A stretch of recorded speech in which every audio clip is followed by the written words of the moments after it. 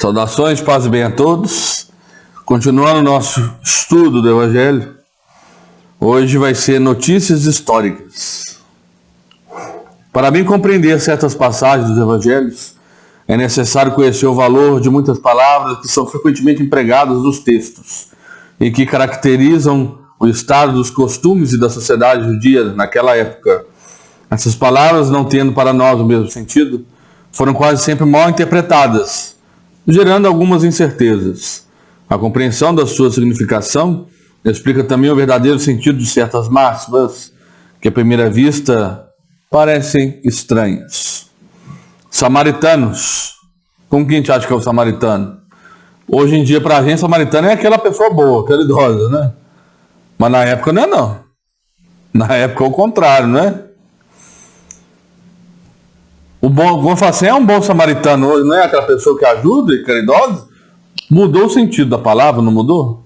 Mudou. Samaritanos, após o cisma das 10 tribos, Samaria tornou-se a capital do reino dissidente de Israel.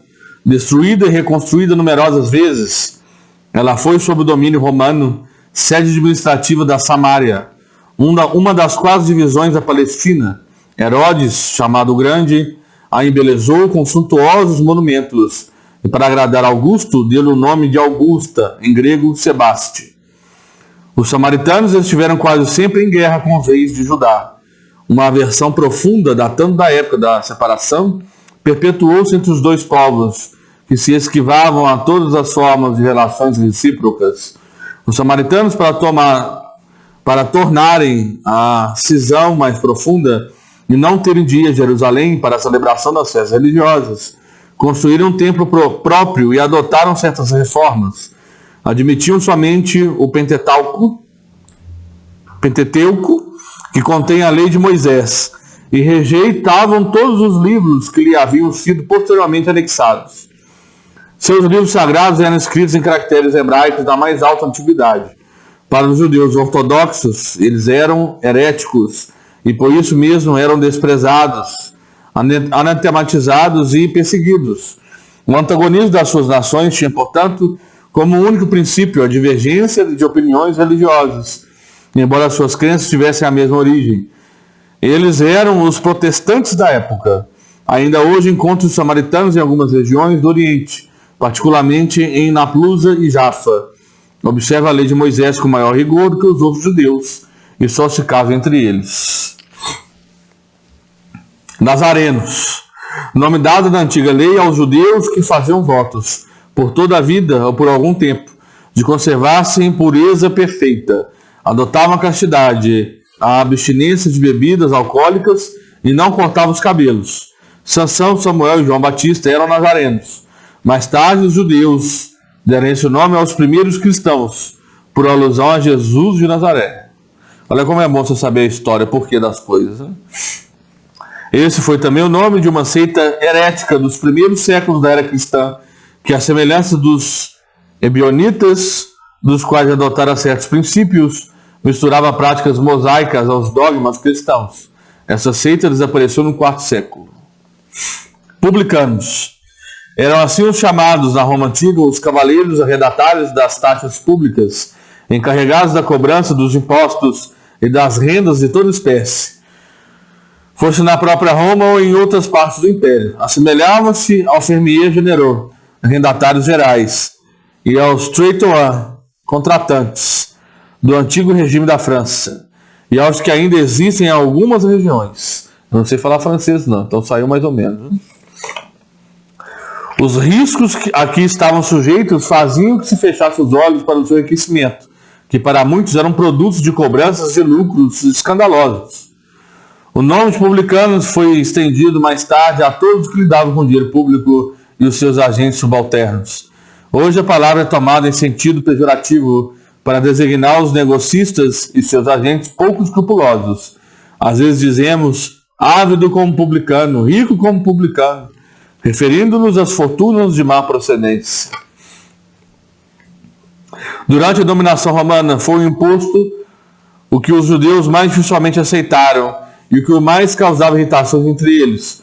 Provocou numerosas revoltas e foi transformado numa questão religiosa porque era considerado como contrário à lei. Chegou-se mesmo a formar um partido poderoso, que tinha por chefe um certo Judas, chamado Galonita, que estabelecera como princípio o não pagamento do imposto. Os judeus tinham, portanto, horror ao imposto e, por consequência, a todos os que encarregavam de arrecadá-lo. Esse é o motivo de sua aversão pelos publicanos, de todas as categorias, entre os quais podiam encontrar-se pessoas estimáveis, mas que, em virtude de suas funções, eram desprezadas, juntamente com as pessoas de suas relações, todas confundidas na mesma repulsa. Os judeus, bem considerados, julgavam comprometer-se, tendo relações íntimas com eles. Peageiros eram os cobradores inferiores encarregados de receber a peagem, pagamento, para a entrada nas cidades. Suas funções correspondiam mais ou menos à dos funcionários aduaneiros e dos cobradores de taxas sobre mercadorias. Sofriam também a reprovação aplicada aos publicanos em geral. É por essa razão que encontramos frequentemente no Evangelho o nome de publicano ligado à designação de gente de má vida. Essa qualificação não se referia aos dissolutos e aos vagabundos. Era uma expressão de menosprezo, sinônimo de gente de má companhia, indigna de relações com a gente de bem. Fariseus.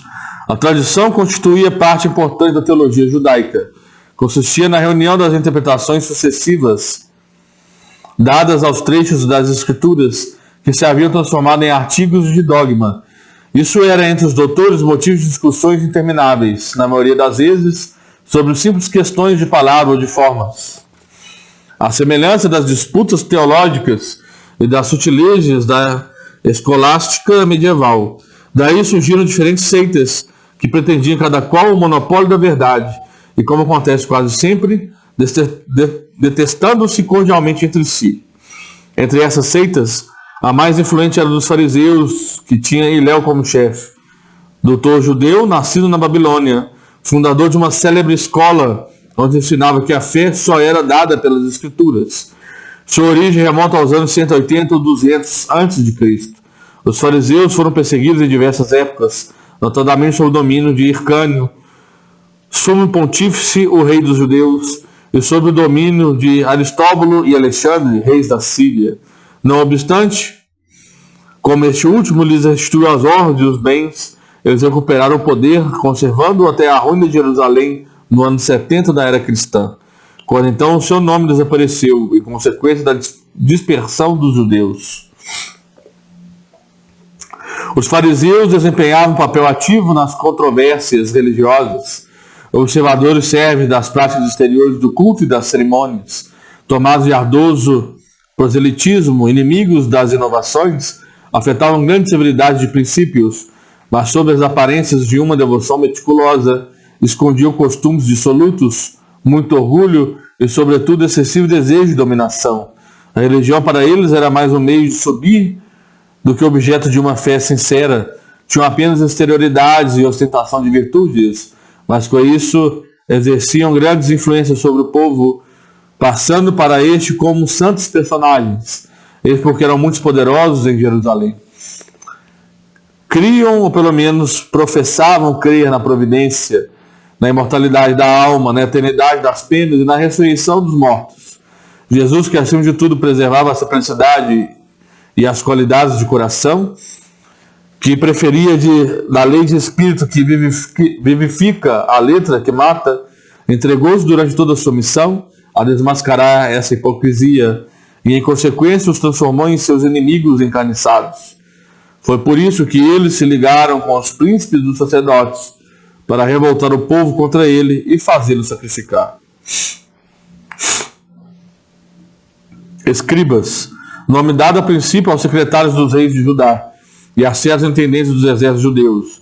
Mais tarde, essa designação foi aplicada especialmente aos doutores, que ensinavam a lei de Moisés e interpretavam para o povo.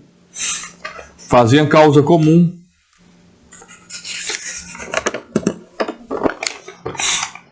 com os fariseus, participando dos seus princípios e de sua aversão aos inovadores. Por isso, Jesus os envolve na mesma reprovação. Sinagoga. Só um templo existia na Judeia, o de Salomão, cita em Jerusalém, onde se celebravam as grandes cerimônias do culto. Todos os anos os judeus se dirigiam a ele em peregrinação para as festas principais, como a de Páscoa, a de dedicação e a dos tabernáculos. Foi nessas ocasiões que Jesus fez numerosas viagens a Jerusalém. As demais cidades não tinham templos, mas sinagogas, edifícios em que os judeus se reuniam aos sábados para fazerem suas preces públicas sob a direção dos anciãos, dos escribas e dos doutores da lei. Ali se faziam também leituras dos livros sagrados, seguidas de comentários e explicações. Cada um podia participar, e foi por isso que Jesus, sem ser sacerdote, ensinava nas sinagogas aos sábados. Depois da ruína de Jerusalém e da dispersão dos judeus, as sinagogas nas cidades em que passava a residir servem-lhes de templo para a celebração do culto. Saduceus, seita judia que se formou por volta do ano 248 a.C., assim chamada em virtude do nome de seu fundador, Sadoc. Os saduceus não acreditavam na imortalidade da alma, nem na ressurreição ou na existência dos anjos bons e maus. Apesar disso, acreditavam em Deus, e embora nada esperassem após a morte, serviam-no com interesse de recompensas temporais, ao que, segundo acreditavam, se limitava a sua providência. A satisfação dos sentidos era para eles o fim principal da vida. Quanto às escrituras, apegavam-se ao texto da antiga lei, não admitindo nem a tradição, nem qualquer outra interpretação. Colocavam as boas obras e a execução pura e a simples de lei acima das práticas exteriores do culto. Era como se vê os materialistas, os deístas e os sensualistas da época. Essa seita era pouco numerosa, mas contava com personagens importantes e tornou-se um partido político sempre oposto aos fariseus. Essênios, seita judia fundada cerca do ano 150 a.C., no tempo dos Macabeus. Seus membros moravam em edifícios semelhantes a mosteiros e formavam uma espécie de associação moral e religiosa. Distinguiam-se pelos costumes suaves e as virtudes austeras, ensinando o amor a Deus e ao próximo, a imortalidade da alma e crendo na ressurreição. Eram celibatários, condenavam a escravidão e a guerra. Tinham seus bens em comum e se entregavam à agricultura, opostos aos saduceus sensuais que negavam a imortalidade e aos fariseus enrijecidos por suas práticas exteriores, para os quais a virtude nada mais era do que aparência. Não tornavam nenhuma participação nas disputas dessas duas seitas. Aprimoravam-se por seu gênero de vida dos primeiros cristãos e dos primeiros de moral que professavam. Fizeram algumas pessoas suporem que Jesus fizera parte dessa seita antes do início de sua missão pública. O que é certo é que ele devia conhecê-la, mas nada prova que ele fosse filiado, e tudo quanto se tem escrito a respeito é hipotético. Porque parecia mais com a vida que ele levava, né?